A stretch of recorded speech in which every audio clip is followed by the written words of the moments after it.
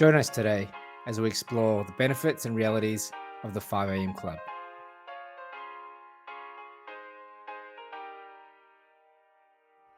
Hi and welcome to the Snooze Strategists. This is the show where we share with you how to be more focused, rested and productive by providing strategies to manage your energy levels through better sleep. I'm Alex Young, a tech founder and corporate problem solver with over 20 years of experience trying to make even bigger impacts.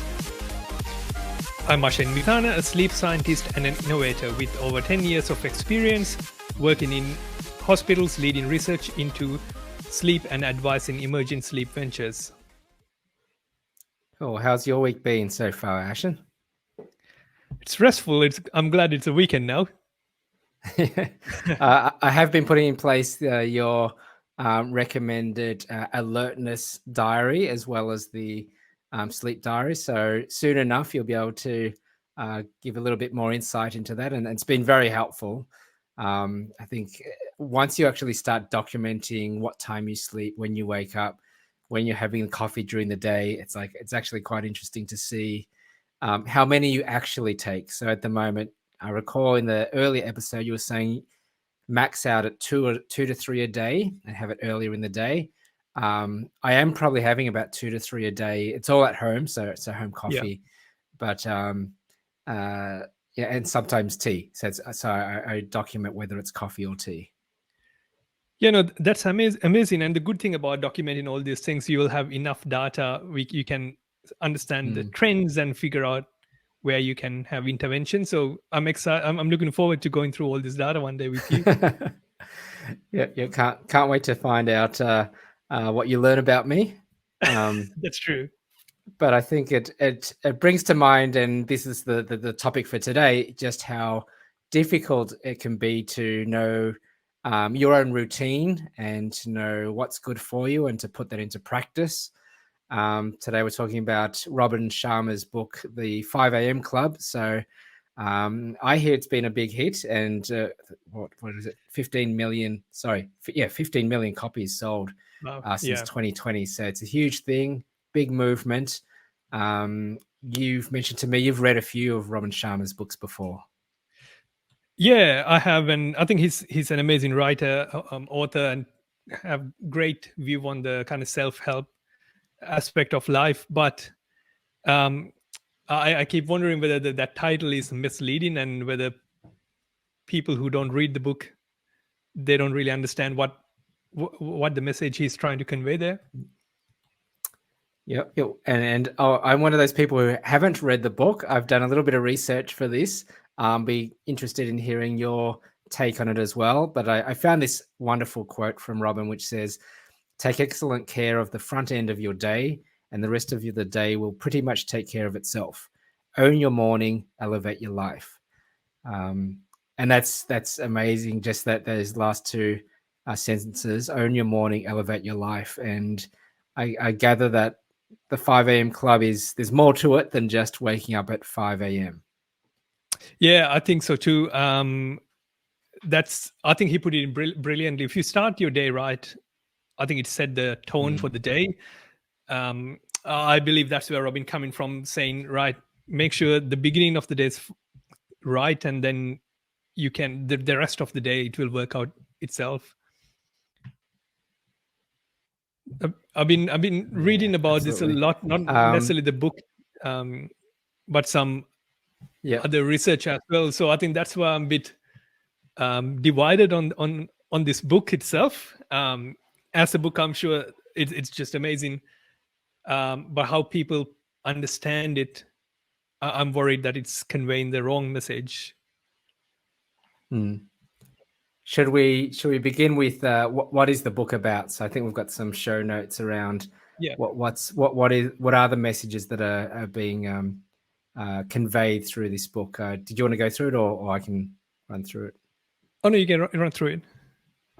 So we've got here, and this is a little bit of research on the internet of others' interpretations as well, but 3 components here. But that initial element of waking up at 5 a.m.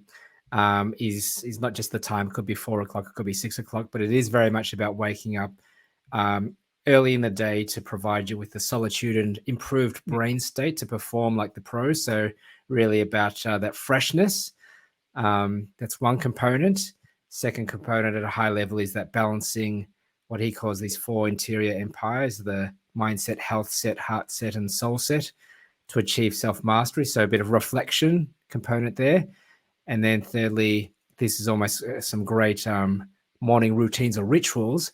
Don't waste time when you wake up early. Use these 20-20-20 formula, 20 minutes of exercising or movement and 20 minutes meditating or reflection, and then 20 minutes learning, reading a book or a podcast or something else. Yeah, I think it's just amazing advice or self-help advice there. I think it does reflect some of the things we have mentioned in the past as well. Waking first thing in the morning, just go for a walk or like have this physical activity. I think it really makes sense coming from that angle. And I'm actually looking forward to implementing some of this in my daily routine and see how that changes on my behavior and my mood as well. Yep. Is that is there anything different to what I've just read out that you've taken out from the book, or that sort of stood out strongly to you? I think how I understood it, you're spot on. I don't think it's necessarily waking up 5 in the morning. It's about first thing in the morning when you wake up, have a routine and do those three things, because exercise will give you energy, and with that bit of solitude in the morning, it will help you to kind of focus and reflect on things. So and when the first thing in the morning when you read or learn something, I think you set the tone for the day, that you like, all right, this is the day I'm going to conquer the day. I'm going to own it. I'm going to learn and develop myself. So I think it's a really great way to set the tone. And yeah, how I understood it, I don't think it's necessarily waking up at 5 a.m., but it's having that kind of routine first thing in the morning every day. Yeah, it reminds me a little bit of Atomic Habits in terms of habit stacking, and at least thinking differently about developing positive habits. And I've always loved Atomic Habits in terms of making it a little bit clearer the triggers to doing something. Like there's some things I do now, such as first thing in the morning when I go to the bathroom, I'll drink a cup of water, or when I sit down on my computer, I'll clear my desk as part of more kind of like a cleansing of my area before I start my work day. Just little things like that to stack. And I quite like these 3, the 20-20-20. It's kind of catchy, it sticks in your head, but at the same time, it feels achievable. So I guess you could do that any time of the day, but if you're able to maintain an early start, then that's quite nice to go. Actually, you don't have to do a lot. Some people spend 40 minutes to an hour in the gym. If you just do some movement, and that could align nicely with what you've mentioned earlier, which is getting the sunlight, which is something I did this morning as well. I did 15, nice. and I try and do that.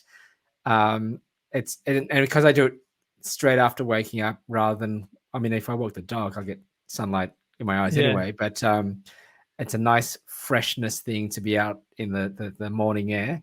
But I like that 20 minutes of exercise, 20 minutes of meditation, 20 minutes of reading.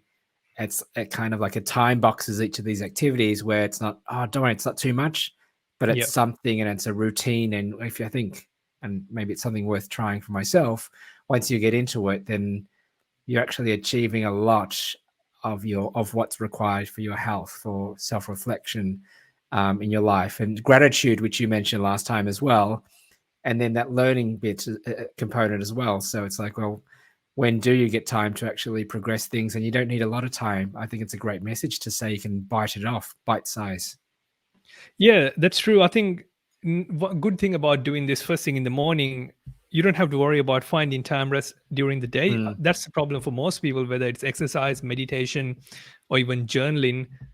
You go to work, you come home really tired, and then you're hungry. Then you have reasons to justify saying, "Oh, I just ate food and I can't exercise now." And then you end up watching Netflix and tired, and you fall asleep. And so if you do it first thing in the morning, I think you don't have to worry about finding time, because you have already achieved about 3 different things in the morning. So it's a great start for the day. And you're right, habit stacking wise, I think it's an easy implementation for your day. You wake up and you do these three things, and then you go to work or do the rest.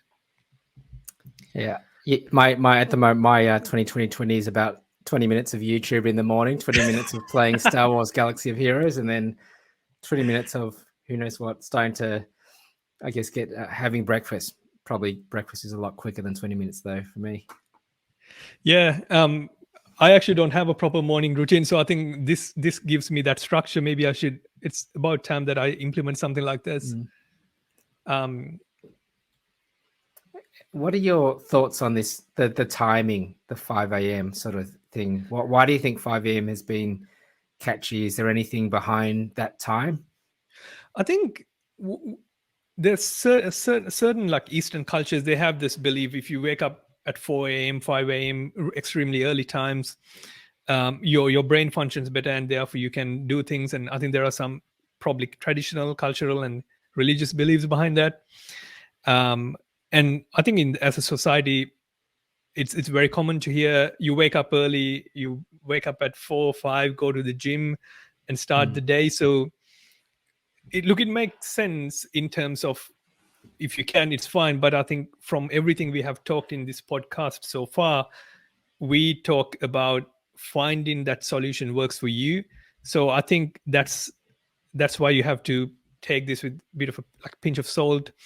For me personally, I can't wake up 5 a.m. and do all these things. It's not, for me, it's not practical, because I am a bit of a night owl. So I am more active at night, and waking up early in the morning is a struggle for me personally.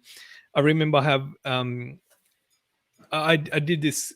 I used to work in this hospital for a while, where my position actually required to start work around like 6 or something. So I had to wake up.